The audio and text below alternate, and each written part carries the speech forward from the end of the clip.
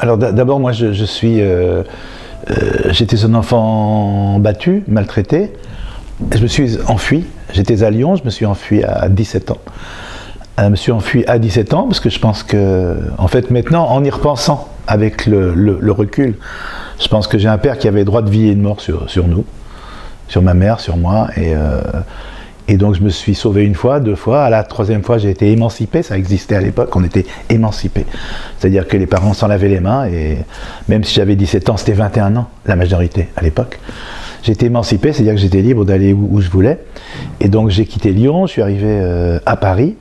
Et je ne connaissais personne, évidemment. Donc j'aurais pu tomber sur le pire.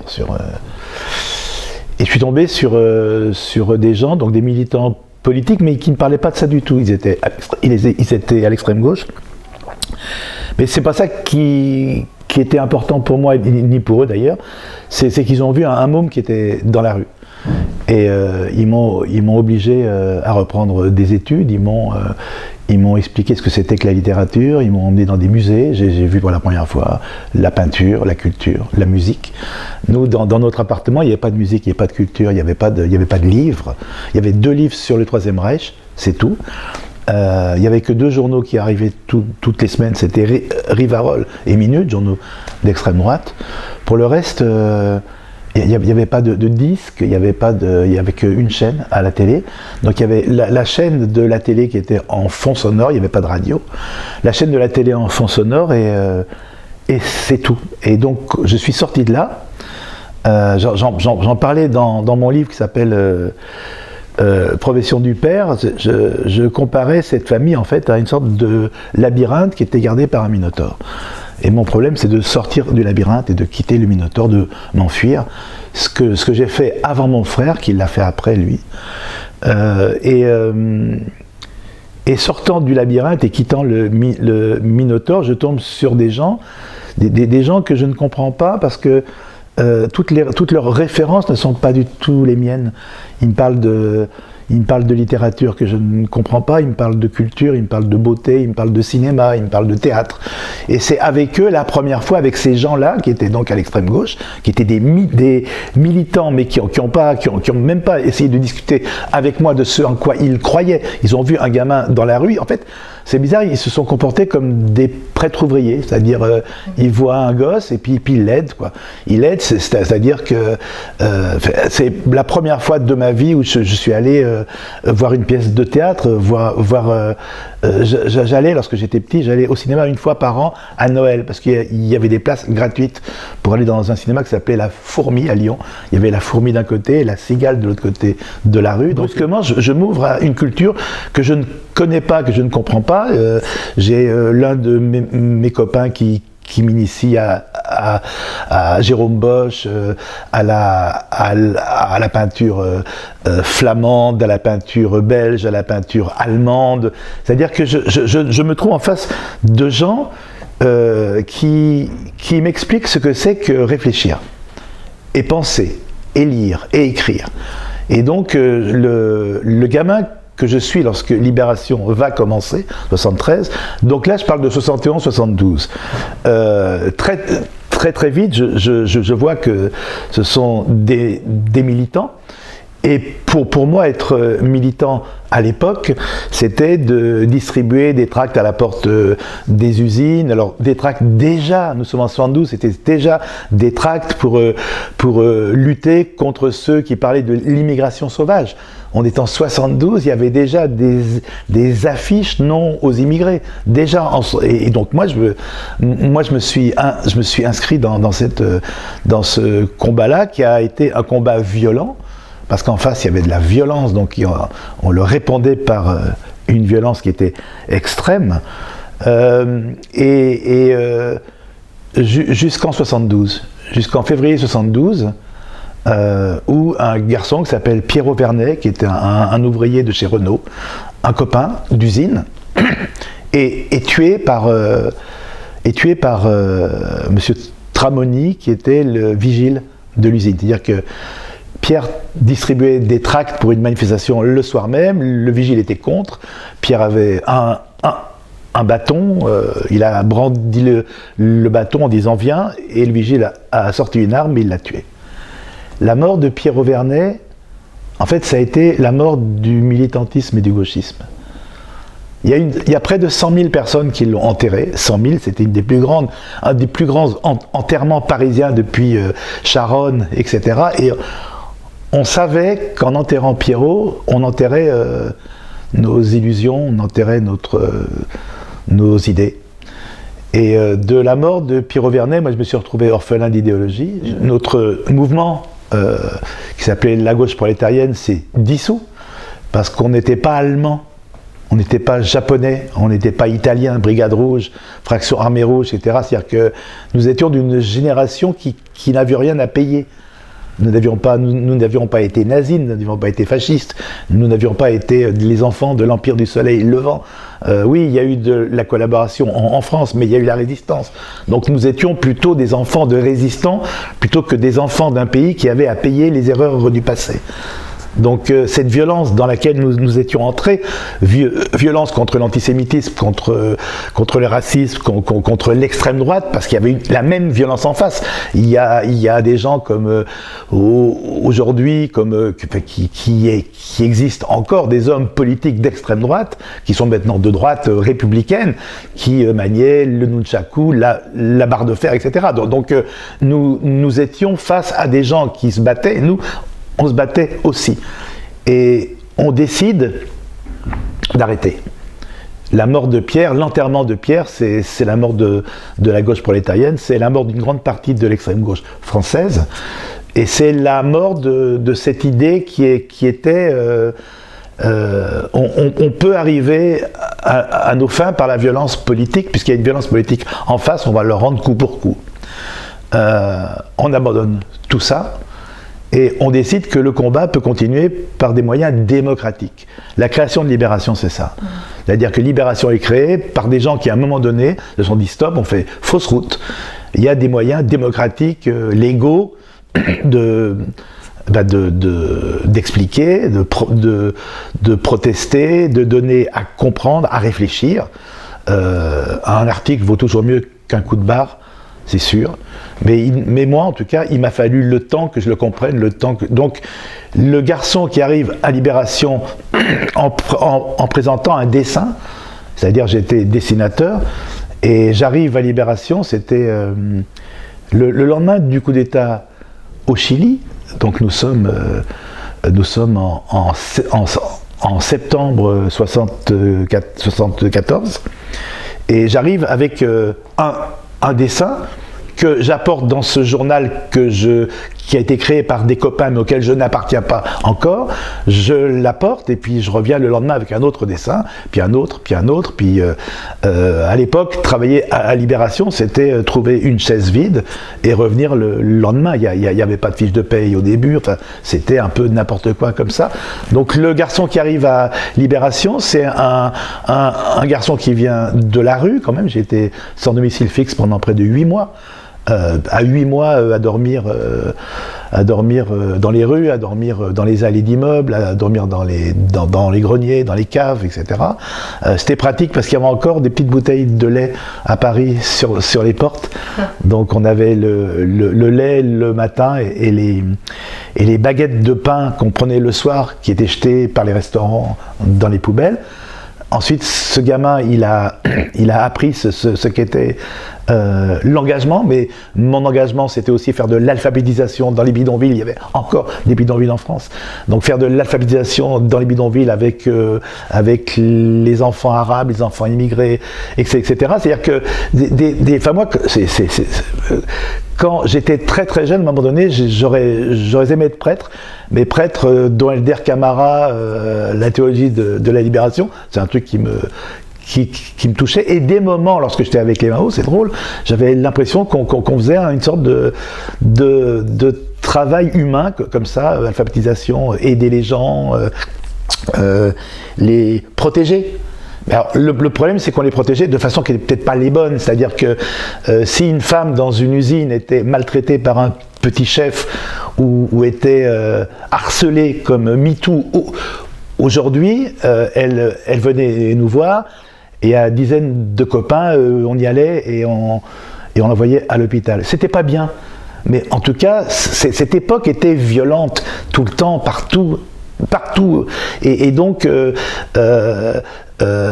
crever ses pneus, l'envoyer à l'hôpital et barbouiller sa maison avec son nom, violeur, etc. Nous, ça nous semblait dans la logique des choses et la réponse à la violence qui avait été faite. Le garçon qui arrive à Libération, 21 ans, il vient de là, il est orphelin d'idéologie et il pense que oui, c'est possible de changer de changer le mode de réflexion, de changer le monde par un journal dans lequel seront dites des choses qu'on ne voit pas ailleurs. Moi, j'ai l'impression que le jeune, il n'avait pas été inventé.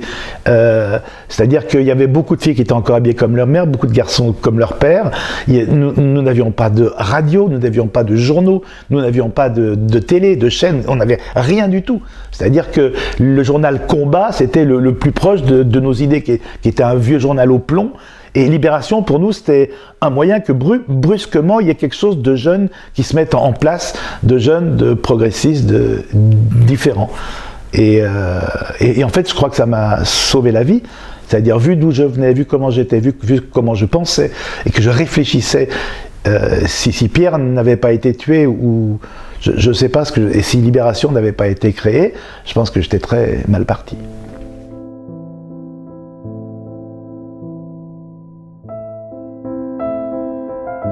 C'est simple, moi j'étais gaucher lorsque j'étais enfant. Et à l'école primaire, nous étions deux, je me souviens très bien, l'instituteur nous attachait la main gauche à la chaise avec notre manche de blouse, donc, et pour nous obliger, donc j'écrivais extrêmement mal, et puis quand j'ai commencé à écrire de la main droite normalement, j'ai été bègue. Beaucoup de jeunes de mon enfance, enfin de jeunes maintenant, de vieux de mon âge, les bègues sont pour beaucoup des gauchers contrariés. Il n'y avait pas d'orthophoniste, il n'y avait pas tout ça, c'était mal. Il ne fallait pas écrire de la main gauche, c'était mal, voilà, c'était mal, c'était mal vu, c'était un gaucher, c'était comme un roux, c'était à part, c'était pas bien, et il fallait guérir le gaucher. Et moi, donc, on m'a guéri en m'obligeant à écrire de la main droite, et le bégaiement est venu comme ça. C'est-à-dire que tous les gauchers contrariés de mon âge que je connais, ils sont bègues, ou ils ont été bègues. Le problème, c'est que mon père, lui, pensait que je faisais ça pour leur faire honte, ou leur faire de la peine, ou me venger du fait qu'on m'avait obligé à écrire de la main droite. Donc je vis avec tout ça, et le bégaiement continue tard. Maintenant encore, quand je suis énervé, quand je suis triste, quand je suis en colère, le bégaiement vient tout de suite. Un bègue, c'est pas quelqu'un qui a pas de mots, c'est quelqu'un qui en a trop, en fait. Moi, il y a trop de mots qui se bousculent pour sortir, et il y a trop de mots qui veulent sortir et qui ne peuvent pas. Moi, l'exemple le plus courant qui me revenait beaucoup lorsque j'étais petit, c'est les mots en R, comme le mot rouge, la couleur rouge. Et le bégaiement vous oblige, si le R de rouge ne sort pas, vous oblige à avoir une immense panoplie de mots en plus. Une boîte à outils de mots, si rouge ne sort pas, il faut que j'ai derrière tout de suite que j'ai grenat, que j'ai carmin, que j'ai vermillon, que j'ai pourpre, que j'ai garance, que j'ai tous ces mots-là au cas où le rouge ne sorte pas. Et ça, c'était la même chose pour plein de mots, pour tous les mots. Donc oui, j'étais enfant, oui, j'étais bègue par la force des adultes. Les adultes m'ont rendu bègue, c'est-à-dire l'idiotie de la main gauche, la main du diable, je sais pas quoi, m'a rendu bègue. Et donc il a fallu que je lutte après contre tout ça, plus le bégaiement qui était pris par mon père comme une insulte, un affront, une vengeance de son fils par rapport à ce qu'il avait vécu.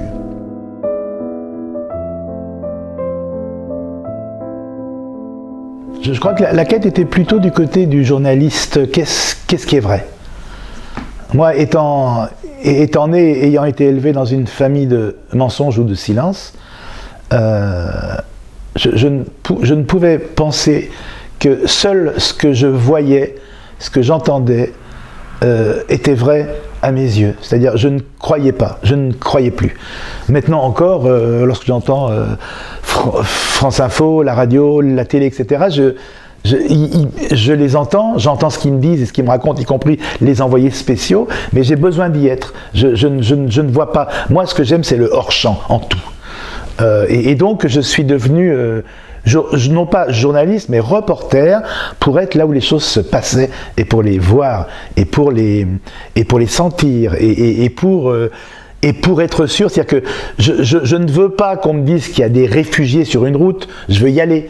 Et je veux qu'ils me parlent, je veux comprendre pourquoi ils sont réfugiés, pourquoi ils sont sur cette route. Tant que j'ai pas ça, je ne comprends pas ce que sont les réfugiés. Donc moi, il y avait deux choses qui me motivaient, notamment dans le reportage de guerre que j'ai fait pendant plus de 20 ans. C'est non pas l'adrénaline de la guerre, mais c'est être là où les choses se passent. Pour le voir, pour l'éprouver, pour le raconter. C'est-à-dire que c'est parce que j'y suis que ça prend sens à mes yeux. Un jour, l'un de mes chefs m'a dit, il y a deux sortes de journalisme. Alors, il croyait me faire un peu de peine. Deux sortes de journalisme, il y a le journalisme du savoir et le journalisme du regard. Toi, tu ne sais rien, tu es un journaliste du regard. Je prends, j'accepte. Je ne suis pas un informé. Je ne suis pas un éditorialiste. Je suis incapable aujourd'hui de vous dire, comme d'autres font, ils passent d'un sujet à l'autre à la télé. Je pense qu'en Afghanistan, ce qui va se passer, mais j'en sais rien, moi, parce que j'y suis pas. Parce que pour comprendre ce qui va se passer en Afghanistan, je veux parler avec, je veux être à Kaboul, je veux être avec eux, je veux sentir tout ça. Mais je suis incapable de faire je ne pourrais pas écrire d'essais sur la situation ici, la situation. Je ne peux pas parce que j'en suis incapable et ça ne m'intéresse pas parce que je sais que je vais passer à côté. Je suis pas universitaire, je suis pas docte. J'ai jamais été docte en rien. J'étais un gamin de la rue, j'étais un reporter de la rue. Pareil. Moi, il faut que j'y sois. Il faut que. Je veux pas parler de bombe. Je veux pas parler de bombe. Moi, je veux sentir le souffle de la bombe dans mon ventre. Tant que je l'ai pas senti dans mon ventre, je ne comprends pas comment cela fonctionne. Et c'est pour ça. Donc, il y avait deux choses. Il y avait être là où les choses se passent pour que je sois sûr qu'elles soient vraies. Donc, la recherche de la vérité, ça c'est quelque chose que mon père évidemment m'a légué. Et la deuxième chose qui est beaucoup plus inavouable en fait, qui m'a été compliqué à admettre, à accepter, non pas à revendiquer, mais à avouer, c'est que mon père avait semé en moi une violence extrême, violence que j'ai développée avec bonheur quand j'étais militant, parce que j'avais l'impression que c'était une violence juste qui répondait à une autre violence. C'est important ce que je veux dire, parce que quand je me faisais taper par les gens en face, ordre nouveau, etc., je ne me plaignais pas. C'est-à-dire, des gens comme moi qui se faisaient taper, ils disaient « Oh, c'est dégueulasse », mais non, c'est pas dégueulasse, c'est normal.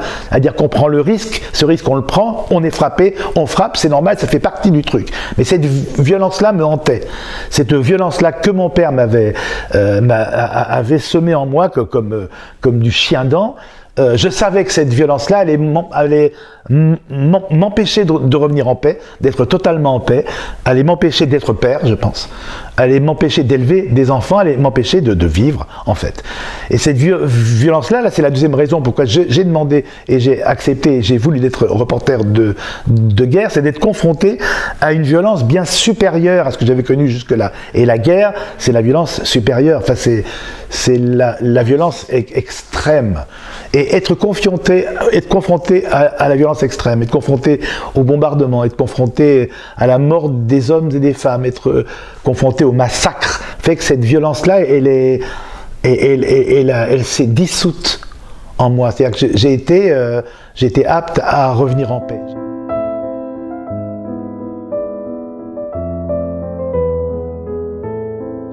Mon premier roman, Le Petit Bonzi, donc sur l'enfant bègue, paru en 2005, je n'ose pas y aller, totalement. Donc, troisième personne du singulier, il. Il, c'est moi. Mais ce moi-là, je ne l'assume pas du tout.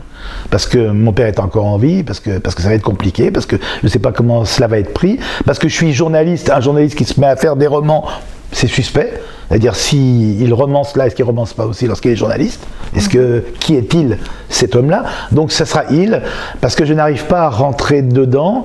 Mon deuxième roman, Une promesse, c'est aussi comme ça, pas parce que je reste un narrateur extérieur, et c'est mon traître qui change la donne. C'est quand je m'appelle Georges et que je suis à Beyrouth. metteur en scène de théâtre.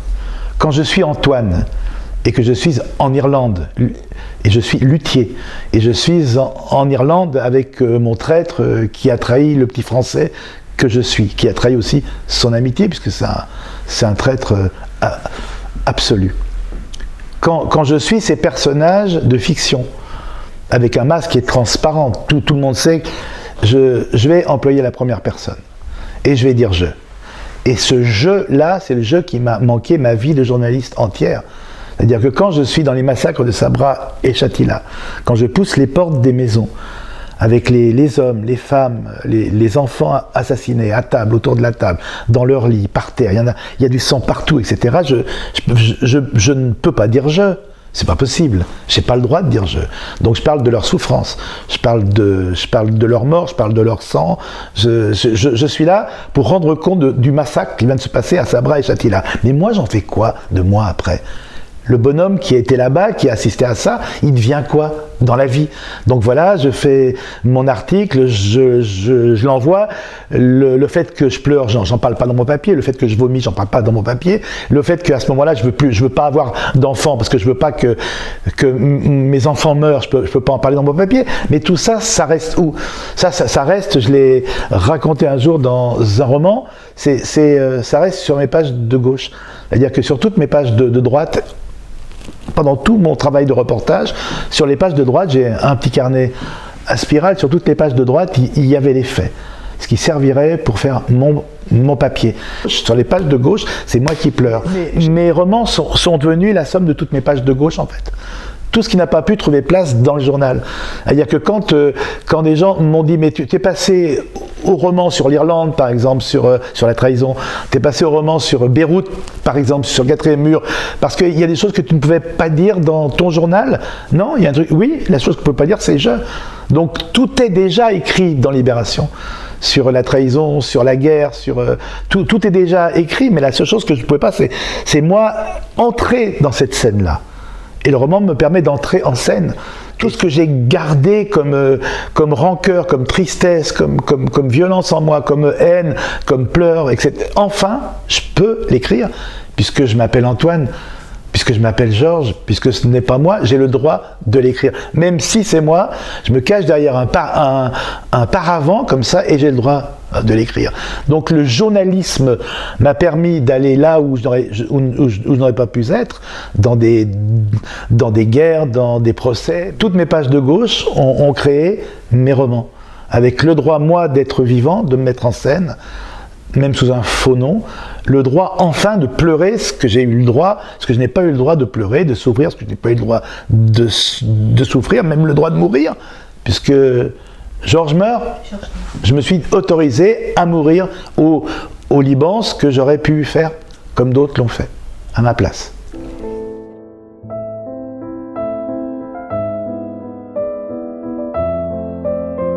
Au procès Barbie, je vais pas être une des victimes. Je vais pas être. Le problème, c'est je me place où dans cette histoire-là. Or, comme c'est l'histoire vraie de mon père pendant sa vraie histoire pendant la guerre de 18 à 22 ans, comme je vais en avoir fini avec le père, comme le grand livre du père se referme avec ce livre-là, je n'ai pas trouvé autre chose qu'être son fils, en fait. Donc là, je ne me nomme pas, lui je le nomme Jean, une fois, Jean. Mais je ne me nomme pas, je nomme pas le nom du journal, mais tout ça est évidemment clair. Mais là, pour la première fois, et pour la dernière, parce que jamais, je trouve qu'il y a trop de journalistes, on ne va pas en plus en mettre dans les romans. Donc pour la première et la dernière fois, je suis journaliste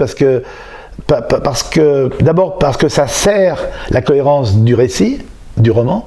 C'est parce que je suis journaliste que je suis à ce procès. Parce que ce fut vrai, c'était parce que j'étais journaliste que j'étais dans ce procès. Et c'est parce que je dois au moins à la mémoire de mon père le fait d'être nu à égalité face à lui.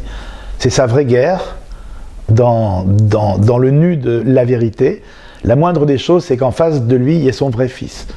Et pas que je ne sois pas un avocat général au procès Barbie, ça n'aurait eu aucun sens. Donc là, pour la première fois et pour la dernière fois, lui et moi sommes à égalité de vérité dans ce livre-là, même si lui continue de mentir.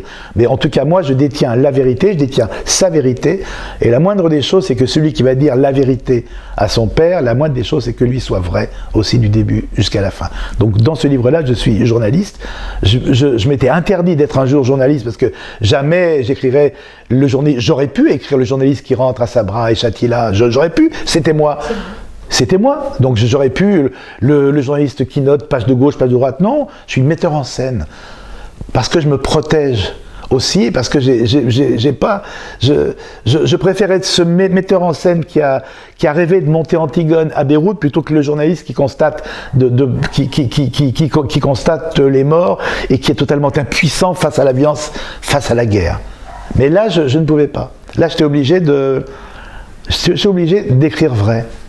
Différemment. Je n'ai pas de masque là. Sauf la fin, dont on n'en parlera pas et on ne la dévoilera pas, mais la fin est évidemment, nous sommes dans le romanesque pur, puisque mon père est mort bien après, en 2014 et en hôpital psychiatrique.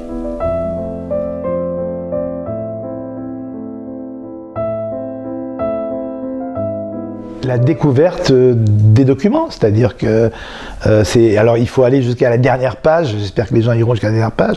Il y a une page à la toute fin où je donne les dates. Date de la mort de Klaus Barbie, date de la mort de mon père et date de la découverte des documents le concernant. Moi, quand mon père est mort en 2014, je ne sais toujours pas si je suis un enfant de salaud ou de héros. Je ne sais pas, toujours pas. Pendant le procès Barbie, je ne sais pas. Et il meurt en 2014, donc en hôpital psychiatrique. Et moi, en 2020, le 19 mai 2020, mon frère retrouve des choses lui appartenant qu'il avait gardées avec des vieilles photos, des vieilleries, dit-il. Et il me dit ça, au lieu de les jeter, parce que généralement il jette pas mal de choses. Il me dit, je pense que ça pourrait t'intéresser. Et c'est l'extrait de casier judiciaire de mon père, qui est daté de Lille, parce qu'il était donc en prison à la Libération à Lille, à la forteresse. Il a été jugé par la Cour de justice de Lille. Et grâce à ça, Lille, c'est les archives départementales du Nord. Et grâce à ces gens qui travaillent dans les archives, dont Mireille Jean, qui est la directrice des archives, je leur ai dit, est-ce que vous avez un dossier au nom de mon père? Il y avait un dossier au nom de mon père. Et brusquement, j'ai eu sa vie entre les mains. Et moi, j'ai eu peur d'avoir affaire à un collabo, une petite frappe de la milice ou un petit gestapiste français, une petite pourriture. Comme ça, j'aurais jamais fait de livre si ça avait été ça, parce que ça ne m'intéressait pas du tout, ça m'intéressait pas. S'il avait été dans la Gestapo française ou dans la milice, faire un livre, mon père était un milicien, non, j'ai pas envie du tout. C'est-à-dire que j'aurais vécu avec ça, et puis j'aurais vécu avec ça, c'est tout. Mais là, ce que je découvre, quand je découvre qu'il porte 5 uniformes en 4 ans de guerre, c'est pas un homme qui a fait la guerre, c'est un enfant qui a joué à la guerre. Il a joué aux Français et aux Allemands, comme aux cow-boys et aux Indiens. En quelques semaines, il porte l'uniforme allemand dans Lyon, donc mon grand-père a effectivement vu son fils habillé en allemand dans Lyon, c'est vrai, et que quelques semaines après, il soit dans un maquis du Nord, un maquis FTP du Nord communiste. Quelques semaines après, le même homme, c'est immense, ça s'est jamais vu. Il y a des gens qui disent, mais si ça s'est vu qu'on change de camp, oui, mais pas 5 fois. Et pas chaque fois qu'il déserte, et qu'il se sauve, à chaque fois, jusqu'à la fin où il est arrêté par les troupes américaines dans le nord de la Belgique, où il voulait en fait rejoindre les troupes allemandes en défaite pour se fondre dans la foule des vaincus et revenir après l'amnistie dans 3, 4, 5 ou 6 ans. Donc moi là, ce livre-là, ayant enfin la vérité sur mon père, la moindre des choses, c'était que ma vérité aussi apparaisse. Je suis au procès Barbie, je suis journaliste, je suis son fils et je veux savoir. Et le roman, parce que je ne peux pas toucher à ce que mon père a vécu, parce que ça c'est immuable, je ne peux pas toucher au procès Barbie, pas un seul mot du procès Barbie, qui sont tous exacts. Chaque personnage, chaque mot qu'il dit, ça a été dit, et donc ça je ne peux pas toucher à ça. En revanche, là où je vais faire roman, où je vais faire fiction, je me suis dit, mais lorsque le procès Barbie commençait, si j'avais eu déjà le dossier de mon père, si je l'avais eu en main ce dossier, j'aurais pu lui dire, papa, je sais, je vais t'affronter, je vais te confronter, je sais. Et le roman, c'est ça. Le roman, c'est que quand, en 87, le procès s'ouvre, le fils a le dossier en main. ce que je n'ai pas pu vivre, mais que grâce à la magie de la fiction, je peux vivre.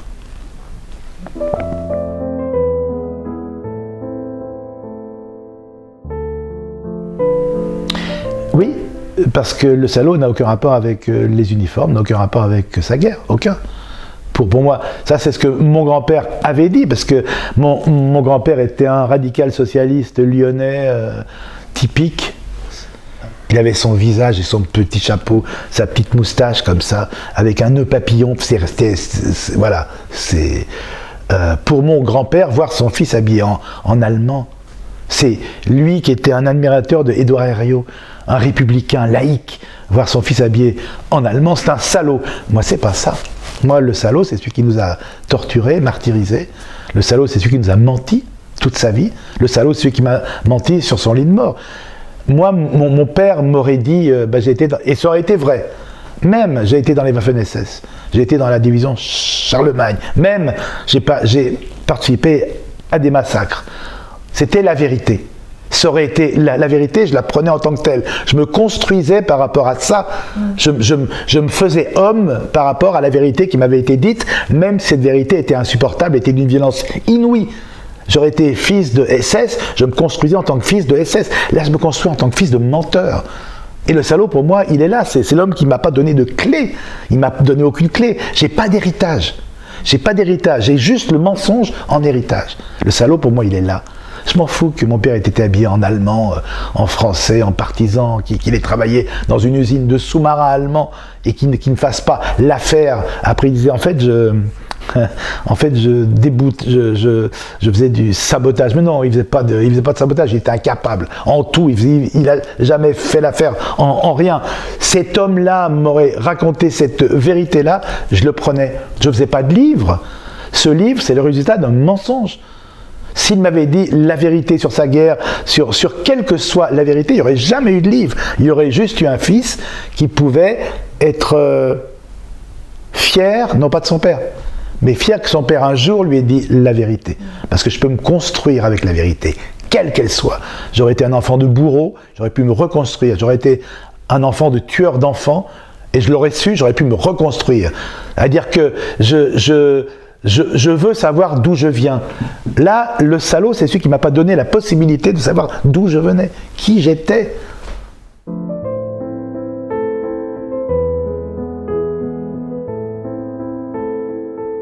Pardon, 5 ans d'indignité nationale. Il ne peut plus retourner à Lyon ni à Saint-Étienne parce qu'il a été vu habillé en allemand. Qu'est-ce qu'il fait? On a encore la Tunisie, protectorat, on a encore les colonies, entre guillemets, Maroc, Algérie. Il est tout jeune, il a 22 ans, il part en Tunisie, parce que c'est moins hostile que le Maroc qu'est l'Algérie, selon lui, il part en Tunisie. Il travaille peut-être un petit peu, ça, on ne sait pas, je n'ai pas ça. Il travaille un peu, mais en tout cas, ce qui est sûr, c'est qu'il rencontre ma mère, puisque je vais naître 1 an plus tard. Elle est plutôt belle fille, il est plutôt beau gosse. Elle lui demande, j'imagine tout ça, mais c'est évident, il demande ce qu'il fait dans la vie, il répond agent secret, et ça y est, et c'est parti. Et moi, j'aurai l'agent secret à la maison, et j'aurai le parachutiste, j'aurai le grand combattant, j'aurai celui qui a créé le compagnon de la chanson, j'aurai celui qui était le plus grand judoka du monde, j'aurai le plus grand footballeur du monde aussi, j'aurai cet homme-là. En fait, plus j'y pense, plus je me dis que j'ai été élevé par un adolescent, en fait. Maintenant, j'ai 69 ans, quand je lis ces histoires, j'ai l'impression que je lis les histoires d'un sale gosse. Et j'ai l'impression que c'est mon fils qui a fait une bêtise, quoi. C'est terrible, parce que je l'ai toujours considéré comme mon père, parce que c'est mon père. Mais maintenant, quand j'y réfléchis, je me dis, mais en fait, j'ai été élevé par un enfant, par un adolescent qui a menti à tout le monde, qui a menti au juge, qui s'en est tiré, puis qui a menti ensuite à sa femme, qui a menti à son enfant, qui s'est menti peut-être à lui-même, et qui est mort dans le mensonge inextricable. Il ne peut pas revenir en arrière, jamais. Jamais.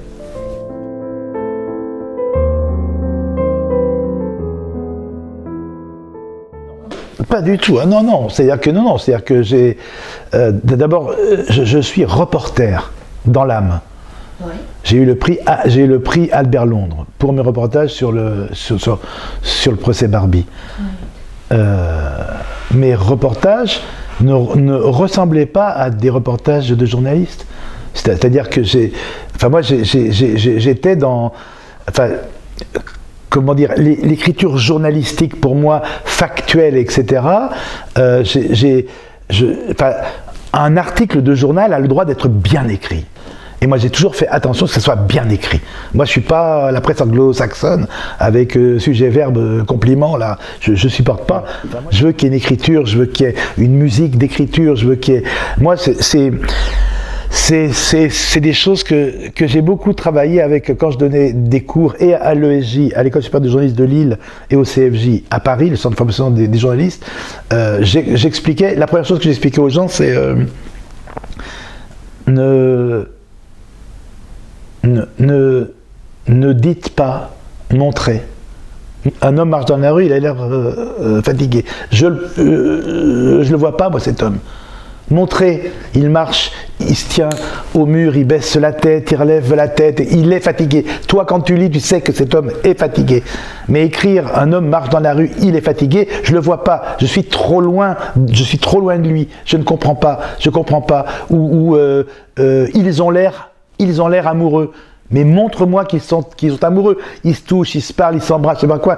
Mais montrez les choses, ne les nommez pas. Ne nommez pas les choses. Ça, c'est une chose, moi, mon écriture, les plus beaux compliments que l'on puisse me faire, c'est des gens qui ont lu des choses, notamment dans Libération, et qui me disaient, je ne me souviens pas si je l'ai vu ou si je l'ai lu. Et c'est exactement ça. C'est visuel. C'est visuel. Moi, je veux avoir une caméra à la place des yeux, et je veux tous les détails, les couleurs, les choses, mais surtout ne pas nommer, quoi. Ne pas nommer. Il est en colère, mais je m'en fous. Moi, je lis dans des romans, ils ont parlé toute la nuit de choses et d'autres, mais c'est pas possible. Je veux les voir parler. De quoi de choses et d'autres? C'est pas possible. Nous sommes dans l'ellipse tout le temps, etc. Je ne supporte pas ça. Donc moi, ce que je veux, c'est d'abord que chaque mot soit bien à sa place. Chaque mot, aller à l'os des mots toujours, pas trop de mots, jamais. C'est ça que je veux. Je veux les 44 enfants d'Isieux emmenés par Klaus Barbie vers Auschwitz. Je veux que ces enfants-là, je veux qu'il n'y ait plus 44 enfants. Je veux plus qu'il y ait de chiffres. C'est pas ça que je veux. Je veux qu'il y ait Alfred Boulka, 4 ans. Alfred Boulka, 4 ans. Lui, je veux qu'il existe et je veux, lorsque j'écris, je veux qu'il prenne vie. Alors c'est pas une question de style, c'est moi quand j'écris Alfred Boulka, 4 ans que l'on appelait Coco, ben je veux qu'on soit à côté de Coco quand j'écris Coco. Je veux qu'on l'entende, je veux qu'on le voit pleurer la nuit parce qu'il a peur, il faut lui raconter des histoires parce qu'il n'y a plus son papa, il n'y a plus sa maman, c'est ça que je veux. Et tant que je n'arrive pas à ça, tant que je ne le vois pas, qui est en train de s'assoupir tout doucement, tant que je ne suis pas dans la maison d'Isieux avec les enfants, tant que je n'entends pas leur rire, tant que je n'entends pas le bruit des chaises, tant que je n'entends pas le bruit de la campagne dehors, parce qu'on est en été, c'est que c'est raté. C'est que c'est raté. Moi, ce que je veux, c'est ça. Je ne suis pas en train de vous raconter Isieux, je vous emmène à Isieux. Je vous emmène à Isieux et débrouillez-vous avec ce que la France a fait à ce moment-là.